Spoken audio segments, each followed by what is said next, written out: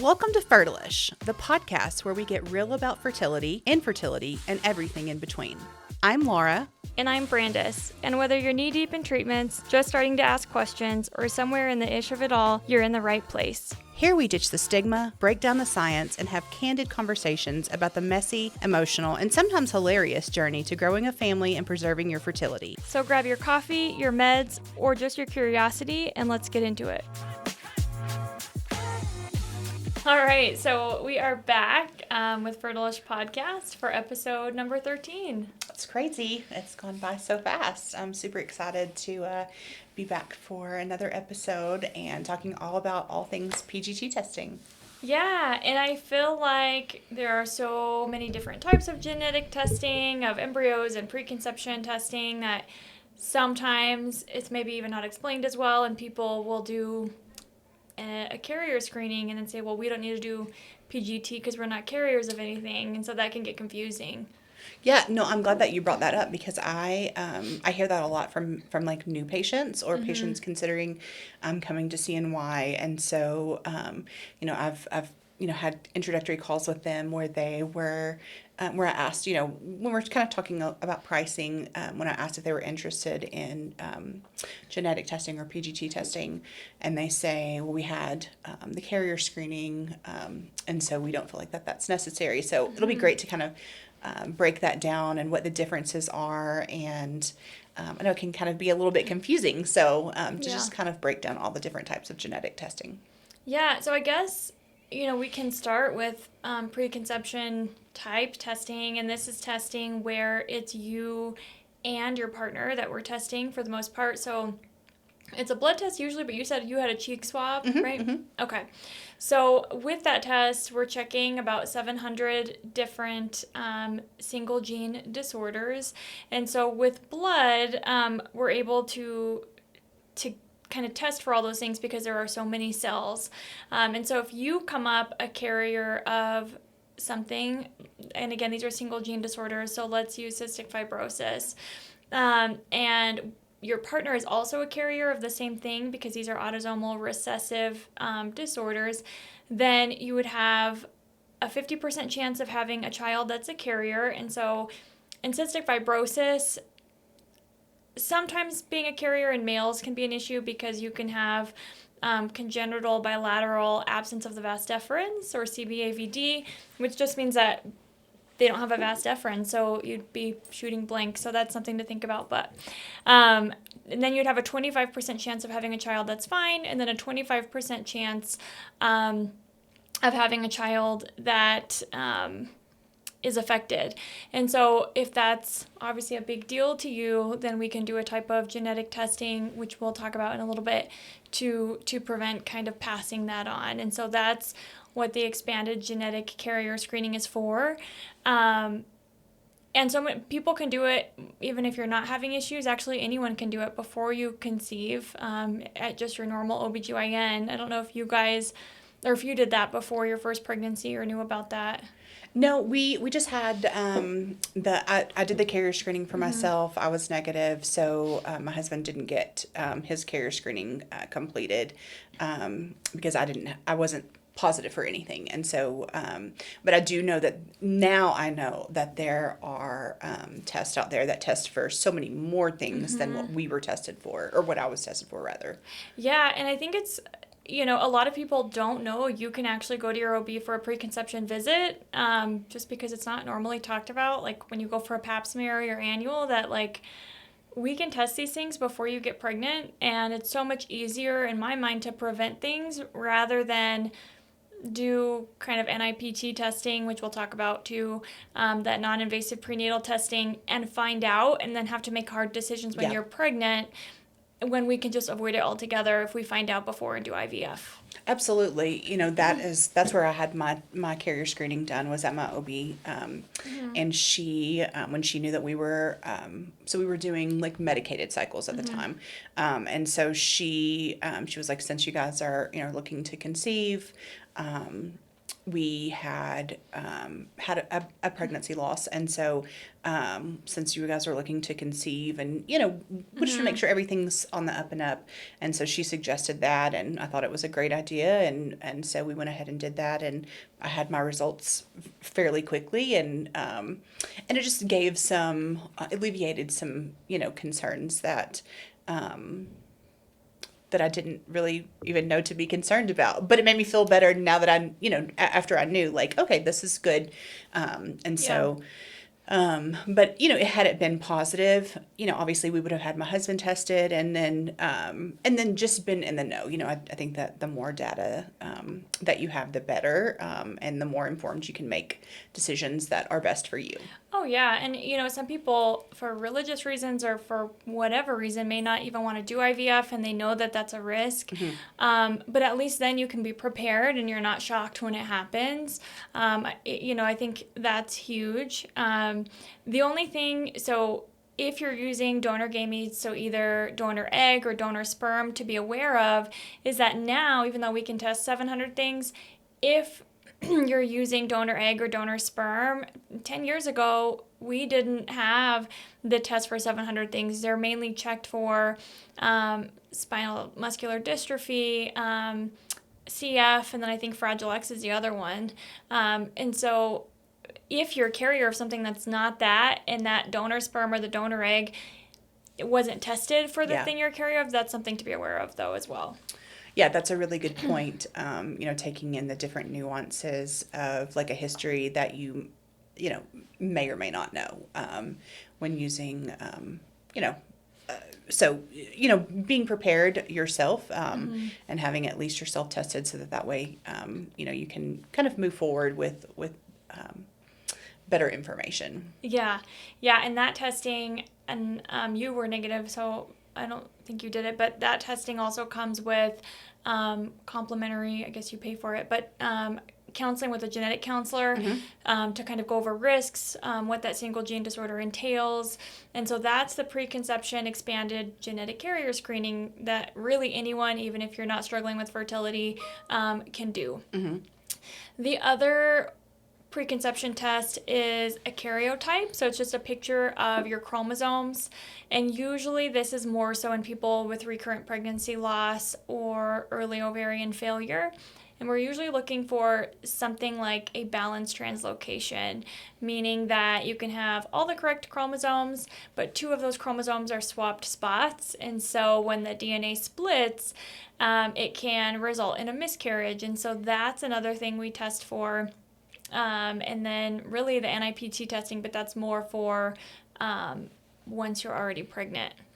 So back to the karyotype, does that mean that that it's splitting in one partner or the other, or one donor or the other, or does it have to be the actual embryo? Does that make sense? So it's not like the expanded genetic carrier screening where both of you have to be carriers. Okay. So if one of you has a translocation, that DNA can split abnormally. Gotcha. Resulting in an abnormal embryo. And so oftentimes people that have this will say, hey, I've had 4 miscarriages and we don't know what's going on. Because usually about 50% of the time that DNA can split abnormally. And so we would add on, which we'll talk about when we get to the PGT testing, but we do have PGT testing that will check for, it's called PGT-SR, that translocation, so that way we can transfer an embryo that not only has the correct number of chromosomes, but is balanced and doesn't have that translocation. Okay, good to know. Thank you for that information. Yeah, there's so many. So, some people will have the expanded carrier screening, and then, they have miscarriages, and so we say you need genetic testing referring to karyotype, and they're like, oh, no, I already had that, and it was clear. Right. And so that gets confusing, for sure. Yeah, there are a lot of different types. And for various reasons. Yeah. So the other thing, and we talked about this earlier, the NIPT testing or the non-invasive prenatal testing, that is done when you're pregnant. And they take your blood and they spin it down, and really they are checking for free fetal DNA. And so when they spin it, the baby's cells or blood weighs less, and so it'll come to the top. And that's how we're checking for things like sex of the baby. And usually they check for things like trisomy 18 and cystic fibrosis. This is where I say, it gets harder to make decisions once you're already pregnant rather than just knowing. And I would rather people not have to make decisions like that or fix a problem later when we can kind of avoid things altogether. Yeah, absolutely. And we do have, people ask if I did PGT testing of my embryos, do I need the NIPT testing in pregnancy? We used to say yes, but that PGT testing has gotten so good now that, we are already checking to be sure if the embryo is chromosomally normal and the sex of the embryo, and that testing is so accurate at this point. We're usually not recommending it, but if your OB recommends it, by all means do it. Certainly not going to hurt anything. Yeah. And then, so those are the I guess, kind of the preconception testing and the testing once you're pregnant. And then we have testing of embryos, which is called preimplantation genetic testing or PGT testing of embryos. And there are 3 types. Did you do any of those, or what was your thoughts? So initially when we did our first cycle, we had prepaid for PGT testing, and then we ended up with 2 blastocysts. And so, I kind of asked my RE, REI at a different clinic. That was our first clinic before we, moved to CNY. I kind of asked him, like, what was his school of thought on that? And so, he was like, well, that's really up to you. And I was like, oh, no, I know. But, like, if it were your wife, like, what would you do? And he was like, well, since there's only 2 embryos, I probably wouldn't move forward with the PGT testing. And he said, but let me ask you something. Like, if you were to have a child that had something like Down syndrome, how would you feel about that? And I was like, oh, like, I'm not going to love my child any different, and he was like, okay. Then I think that, like, if you feel comfortable moving forward without the PGT testing, I'm fine with that. So, so we didn't test those embryos. And then when we moved to CNY and we did our second retrieval, and now recently 3rd retrieval, just FYI, sorry to our listeners, I just recently had another retrieval because we have an embryo frozen still at CNY, and we just wanted to get some more embryos, but we did day 3 embryos and said, so in order to be able to do PGT testing, you do have to have day 5, 6, or 7 embryo, so blastocysts, in order to be able to biopsy those embryos and send the biopsied specimen off for PGT testing. So we didn't obviously test those embryos being day 3 embryos. So we have not had any PGT testing on our embryos. So that's not something I personally have experience with. But I do know that, like, it has certainly saved, a lot of heartache for a lot of patients, being able to know, like, okay, like, these are, the embryos that we would look forward to transferring first. There obviously is a lot of desire for family balancing as well. And so we have a lot of patients that come to us. They may have had, 3 boys and they're looking to have a girl or whatever the case may be. And so obviously that's something that, we can also tell in the U.S. at least, that we can see the sex of the actual embryo with, like, what is it, like 99% accuracy or something like that. It's like, it's very, very accurate. So we do have a lot of patients that take advantage of PGT testing, but I know that there are a lot of patients that have history, or familial history, or their own history of certain diseases or disorders, that we kind of do a deeper dive into the genetic testing than what we traditionally do with PGT-A, correct? Where we're testing for aneuploidy, meaning that the embryo is not chromosomally normal, and euploidy, meaning that like this would be a first preference of choice to transfer this embryo. And then somewhere in the middle, we have kind of a mosaic and different variances of mosaicism. But the PGT-M testing has been very intriguing to me. Just like to learn more about that, and I would love for you to educate me on that because I'm definitely like I know you have to have a probe. Is that correct? Yeah, so with PGT-M, so preimplantation genetic testing, and then the M stands for monogenetic, so Okay. mono meaning one, single gene disorders. So let's say we'll use a cystic fibrosis example. You and your partner came back positive. The 1 in 4 chance of having a child with cystic fibrosis is too much of a risk for you. And so you are going to do PGT-A testing. So like Laura said, for aneuploidy, so we want to make sure still that that embryo has the correct number of chromosomes. And it also tells us the sex if that's something you're wanting to know. And then adding on PGT-M testing to check for that single gene disorder.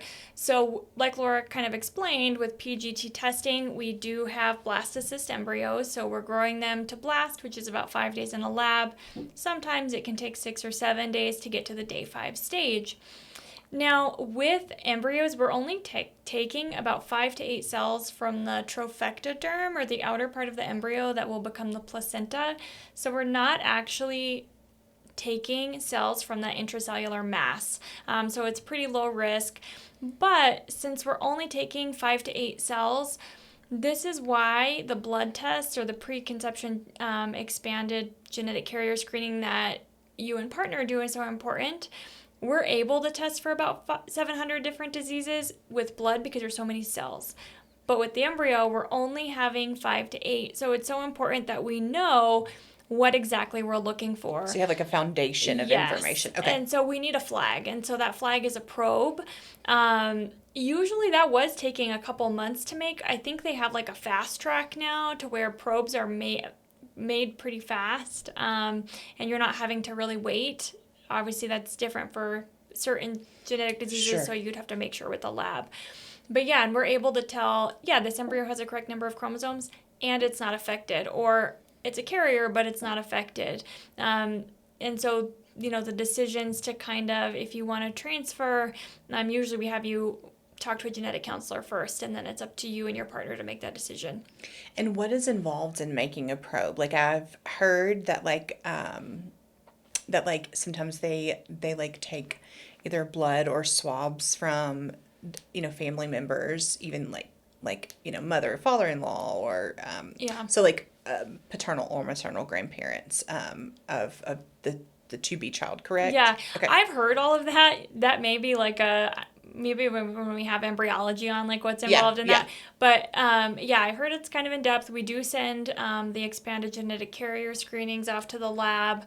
And so that's all I know. I just know about we have to have a probe. Well, I was so curious, when we have embryology on, I would love to kind of get into that deeper because I'm so curious, what happens in the event that one of those or more than one of those additional relatives is not available to, take a sample from. Yeah. And so I was just curious how, what are the alternative routes in order to be able to do that? Because, obviously every person doesn't have their parent available for a variety of different reasons. And so I was just curious, I'm sure that there are workarounds, but what do those entail? So I'm super curious to. Yeah, and I want to say that you can still do the PGT-M without that, but yeah, we'll have to ask embryology when we have them on. Okay. For sure. That sounds good. And then you touched on PGT-A for aneuploidy. I'm a fan of PGT-A because we can kind of, once you have so you can get a couple of different results back like you explained. So euploid, meaning the embryo is chromosomally normal. Low-level mosaic, meaning that most of the cells were normal, but there were a few abnormals in there. High-level mosaic, meaning that there were more abnormals than normal. And then aneuploid, meaning that the embryo was abnormal. Occasionally you will get a no result, which just means it's the same as having an untested embryo. Either there wasn't enough DNA in there, or something was wrong with the sample. It doesn't mean anything bad. It just means that it's an untested embryo, basically. It could be a euploid embryo. Yeah. We just don't have enough data to be able to give you a result. Yeah. And so usually I like PGT testing in certain circumstances. So if you have unexplained infertility is one of them, because if you're not hitting the average marks when you're trying to conceive, meaning, either you're under 35, haven't gotten pregnant in a year, or you're over 35 and it's been 6 months, why would I expect you to fall in the average range for making normal embryos? Mm-hmm. And so I want to make sure, and with unexplained infertility, the less variables we can have and the more I'm controlling, I like data, and so that's a good gauge for me, is I can make sure they're normal. Yeah. Family planning, so if you say you want 3 kids, I'm going to have you bank 2 to 3 chromosomally normal embryos or euploid embryos per child you want. Mm-hmm. That way, the uterus doesn't age. So you can transfer a euploid to a 46-year-old, and you're going to have the same rates as, a younger person that also has a euploid embryo. Like you said, family balancing or gender selection, so picking male or female. And like you said, I think it's picking what's important to you. Yeah. If I have somebody tell me, well, it's very important to me to get to a transfer, or it doesn't matter, what the test comes back as, we want to transfer them all, then that's a conversation to have. If you tell me, I cannot go through an embryo transfer and know that my odds are lower, Mm-hmm. that's devastating to me. I need to go in it. And I do think it does save a lot of time and money. And so I'm a fan, but again, I think once we educate patients about, hey, this is the, in advanced maternal age, this is the odds, as long as you know that and you don't want to do PGT testing, fine. Mm-hmm. So I think there's different opinions either way, and none are wrong. It's just kind of honestly what's important to the patient. Yeah, I mean, personally, I would have never had an embryo that I probably, Mm-hmm. just in all honesty, I probably would have never had an embryo that I wouldn't have tried to transfer. Yeah. And so, regardless of what those results would have been if we had tested or hadn't tested, I do think, obviously, it's hard to say what you will or won't do. You know what I mean? But I don't think that I would have had, if I had a mosaic embryo, I do think that I definitely would have Mm-hmm. still transferred the embryo and just had the knowledge of hey, this is where we are, and this is, these are the potential risk with that. And so, but I definitely, I have friends that have, definitely done PGT testing and said, I need this information because I've had a pregnancy loss and I can't go through that again. Mm-hmm. And obviously I definitely don't want to do that again either. Yeah. That's not, I completely understand, but you're exactly right. It's what's important to you. And what would you do with that knowledge? Because if the end result is still going to be the same, you're still going to transfer all the embryos regardless. Mm-hmm. But if you wouldn't transfer an embryo based on this knowledge, I think it's really important to have that information. And obviously, everyone's health history Mm-hmm. is very different. And, I think that it's really an individual decision and one that you should talk to your provider about and, get their opinion on what do they recommend for your specific circumstances, because,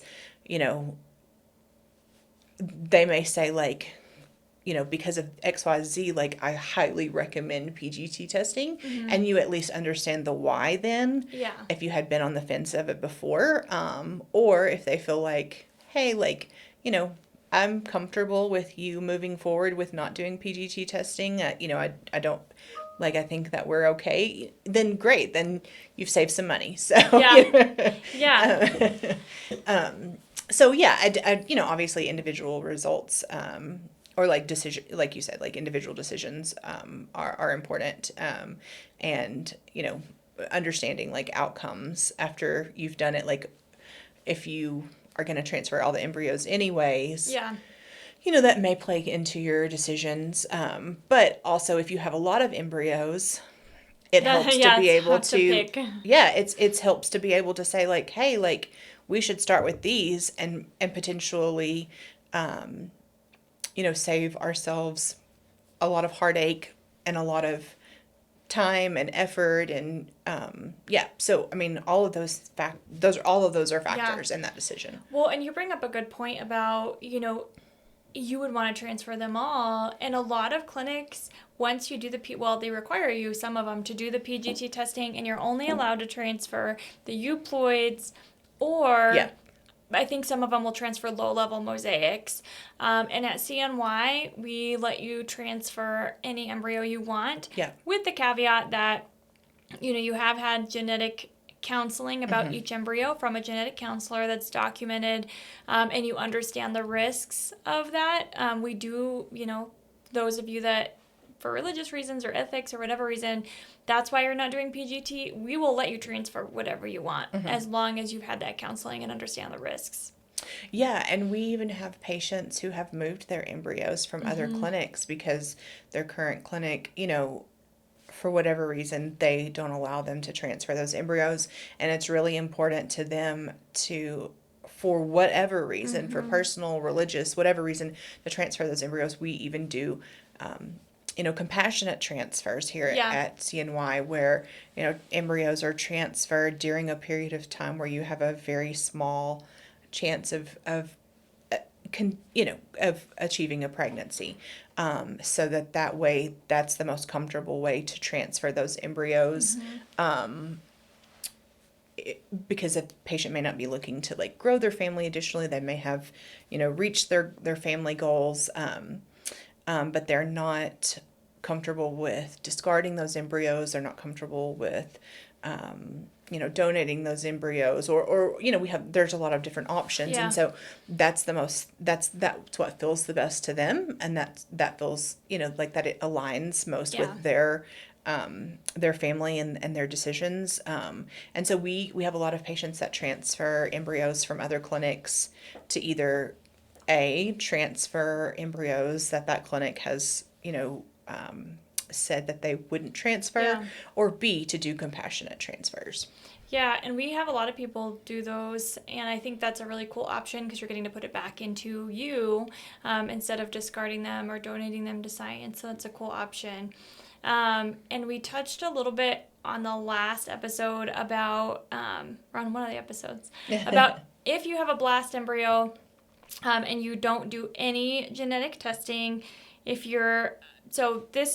these statistics come from the age that you were when the eggs were retrieved. And then for reference, same applies to donor eggs. Most of the donors are under the age of 32. So the live birth rate per blast embryo, if you're under the age of 35, is 40% per embryo. It drops to 30% if your age is 35 to 37 when the eggs were retrieved, 20% if you're 38 to 40, 10 to 12% if you're 41 to 42, 5% if you're 43 to 44, and less than 1% if you're over the age of 44. And so once you start entering that 135% realm, I do think PGT is helpful, because once you get a euploid embryo, or a chromosomally normal embryo, then that live birth rate is 65% on the first transfer, 88% on the second, and 95% on the third across all age ranges, again, because uterus doesn't age. And so it is helpful in kind of, gauging kind of what's going on. It controls variables a little bit, and so those are statistically, the difference between untested blasts and euploids by age.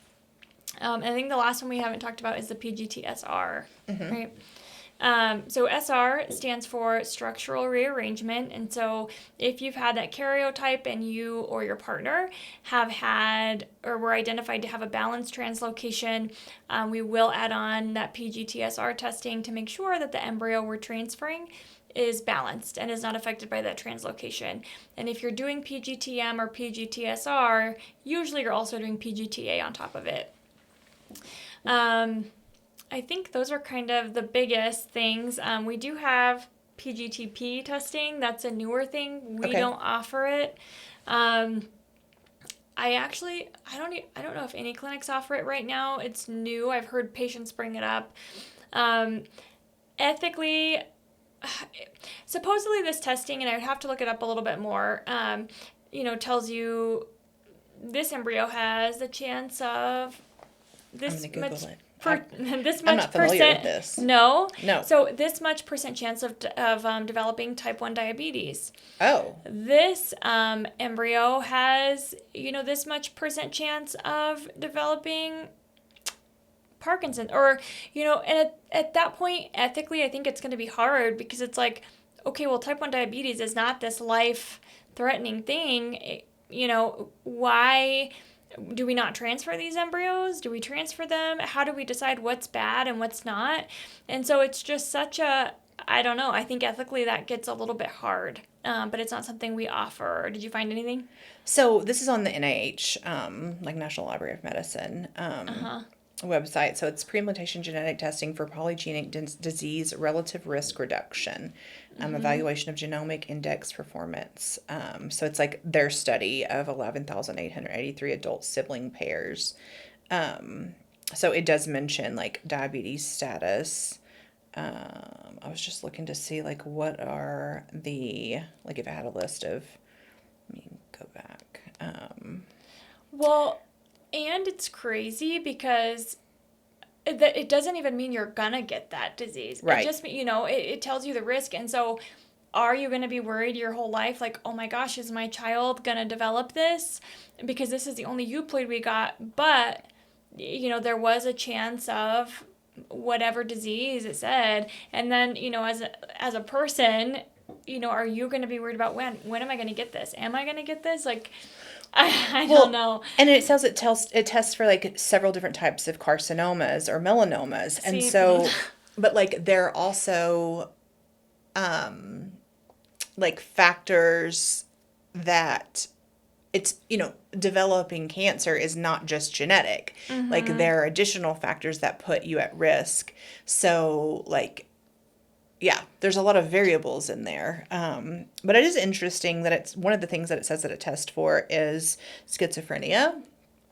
And so that's interesting. Obviously if you have a family history of, a mental health issue like schizophrenia, obviously there is a genetic factor for that. And so I could see how, that may be beneficial to know ahead of time. Yeah. Yeah. I Well, mean, and to be able to look for risk factors, like if you decided to still, transfer that embryo, then you're like working with your practitioners ahead of time, especially in the teenage, early 20s age range, and to be able to help you like eliminate certain factors to hopefully stay ahead of the game, I guess. Yeah. Well, and these are things that we had like a big conversation about this, and some of the points people made, is so even if some of because a lot of these diseases are multifactorial and they're not just genetic, a low risk embryo, it doesn't mean that it's not going to develop the disease. And if it's a high risk, it still doesn't mean that they're going to develop it. The other points, that were made is, okay, and it's probably not this simple, but if you have an embryo with a 30% chance of developing schizophrenia, a 30% chance of heart disease, like, how do you decide which is worse? And like, but what's the average risk factor for like someone who hasn't been tested? Like, what is the average risk factor of a child being born of developing one of these things on a normal basis? So like, is that even normal or abnormal? Yeah, and is that like going to hang over your head? Like, oh my gosh, should I be watching for these things? If you have a patient that gets one euploid, but it has a 50% chance of schizophrenia, like,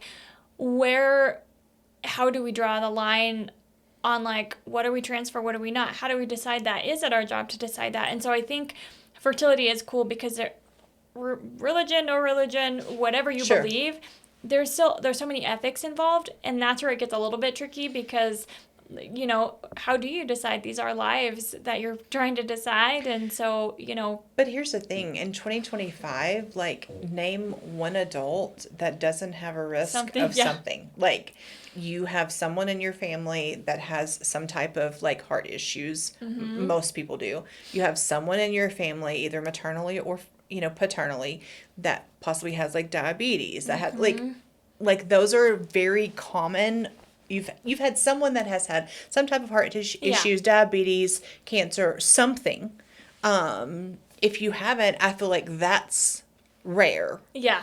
And so, yeah, I don't think I know too many adults that like don't have some kind of family history or something. So therefore, if it is their blood relative that had one of these factors, then you're at an increased risk because, of the genetic factors. So where do you draw the line? Because what's normal, like what is a percentage of like normal for developing diabetes based on your family history, and what's not? And then like, are you going to get any embryos that like don't like have a lesser risk? You know what I mean? Because it's still the same people, same family. Yeah. Does that make sense? Yeah.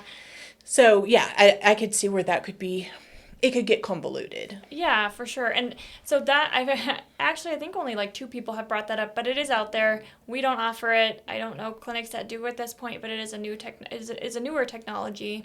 So if you hear about it, that's kind of what it is. Well, and it'll be interesting to like watch how it develops and see like, the parameters that are put into place around, like just the structure of the testing. Because obviously like there needs to be some additional data that goes with that to say like, hey, here's a baseline of what's normal for the average American or whatever, for this group of people. Like this is what's normal. So I think that's important to note too, that like, even if you do have a percentage of like like you said, 30%, like, well, the average person in the situation is going to have a 40% chance of that. So like the 30%, that's pretty good, Yeah. And so that's all the genetic testing. There's some new technology that, we always see at ASRM about, like the AI stuff where it can take a picture of they have eggs, it's called Violet, and then of your embryos, and it tells you how likely it will result in a live birth, or eggs, how likely it will result in a blast. So that's pretty cool. They still recommend doing genetic testing on top of that. So again, newer technology, it's not really genetic testing. So is it just looking at the structure of the embryo? I think so. They basically, actually, the way some of them are doing it now is that they're doing videos of the embryo growing, and they send that video to AI or to this I don't know where it gets sent, but it's a program that watches it and tells you how likely it is to end up in a live birth. Based on like algorithms of former embryos that resulted in live births and how they developed. Okay, that makes sense. Okay. It's cool though, because I've had patients like send their embryo pictures to ChatGPT, and they're like, grade these embryos, what do you think? And I was like, oh, I wonder what will it do for eggs. So I sent pictures of my eggs and like, tell me about quality for these. How likely are they to end up in how many children? Like, it's just interesting how much AI can play a part now on top of this like genetic testing to help, and it's kind of cool. But absolutely, yeah. I think that like it's important to like not let that determine your path, but to use it as a tool. For sure. Like, to just like, it's, kind of like just getting another opinion.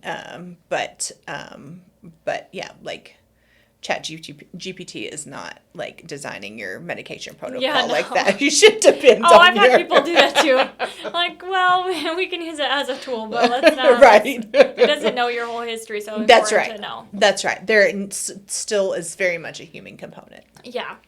So let's see. We've talked about preconception, the expanded genetic carrier screening, karyotype testing, NIPT testing, all the types of PGT testing. I think we touched on most things. Do you have anything you want to add? No, I don't think that's it. But, obviously if you do have questions about further, types of genetic testing, or if you have questions about something that, we went over today, definitely reach out to us, either through Instagram or TikTok. We have our Fertilish website up and going now. We have a jot form there. So it's cnyfertility.com/Fertilish. And you can leave a message for us. There's an option on there that you can choose how we identify you, either completely anonymous, if you want us to use your first name, if you want us to use the state where you reside. So it's completely up to you, how we share that information. So if you have, your experience with PGT, we would love to hear about that, or NIPT, or carrier screening, what type of results did you get? And then what happened, after your child was born, or, we would just love to hear more information from our listeners about their experiences, or your schools of thought, why you did or didn't choose to test, and how you kind of made that decision. Yeah. Any input obviously is great. Any stories that you want us to share, we can. But all right, I hope this was helpful. So many of you ask about PGT testing and how that's different from expanded carrier screenings, and it can get a little bit confusing. So I hope this was able to kind of clear things up and maybe help you kind of have a better discussion with your provider about what you want to do. Yeah, absolutely.